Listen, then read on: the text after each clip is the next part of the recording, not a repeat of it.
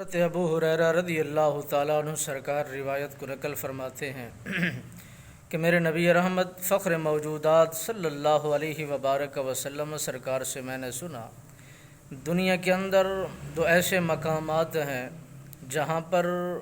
انسان کو ایک بے حیائی کا سبق ملتا ہے، دوسری جگہ پر راحت و سکون ملتا ہے۔ یہی دو جگہیں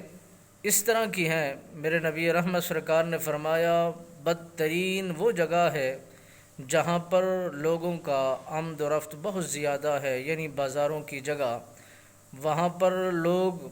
مختلف انداز میں، مختلف کیفیت میں آنا جانا ان کا ہوتا ہے، ان کے طور طریقے مختلف ہوتے ہیں۔ اور اس کے علاوہ دوسری جگہ جو ہے وہ یہ ہے، وہ بہترین جگہ ہے، عبادت گاہ ہے، وہاں راحت ملتی ہے، وہاں سکون حاصل ہوتا ہے۔ میرے نبی رحمت فخر موجودات صلی اللہ علیہ وسلم سرکار نے فرمایا، اے مسلمانوں، اے میں نبی کا کلمہ پڑھنے والوں دیوانوں، تم مسجد سے کھا پی لیا کرو اور مسجد کا رخ کر لیا کرو۔ صحابہ نے عرض کیا، رسول اللہ صلی اللہ علیہ وسلم، یہ کھانا اور پینا کیسا ہے، اور وہ بھی مساجد سے؟ میرے نبی سرکار نے فرمایا، دل کی غذا انسان کو چاہیے، جس طرح منہ کی غذا ضرورت ہوتی ہے، اسی طرح روح کی غذا بھی ضرورت انسان کو پڑتی ہے۔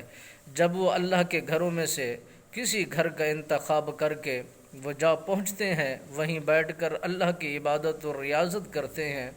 انہیں راحت و سکون حاصل ہوتا ہے، انہیں اطمینان قلب حاصل ہوتا ہے، ان کی تمام تر پریشانیاں دور ہونا شروع ہو جاتی ہیں، کیونکہ قلب اس بات کی گواہی دیتا ہے تو مسلمان بھی ہے، ایماندار بھی ہے، نبی کا سچا اور پکا دیوانہ بھی ہے، مستانہ بھی ہے، اس لیے اسے ہر عمل کے اندر خوشبو دکھتی ہے، اس کے دل کو راحت و سکون حاصل ہوتی ہے۔ میرے نبی سرکار نے فرمایا، مساجد کو خوبصورت بناؤ اس لیے کہ تم وہاں عبادت کرتے ہو، ریاضت کرتے ہو، اس کی صفائی و ستھرائی کا خاص خیال کرو، اور جس نے اللہ کے گھروں میں سے کسی گھر کا انتخاب کر کے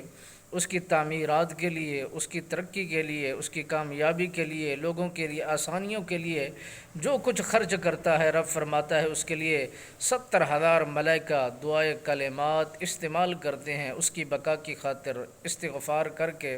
ان کی کامیابی کی دعائیں کرتے ہیں۔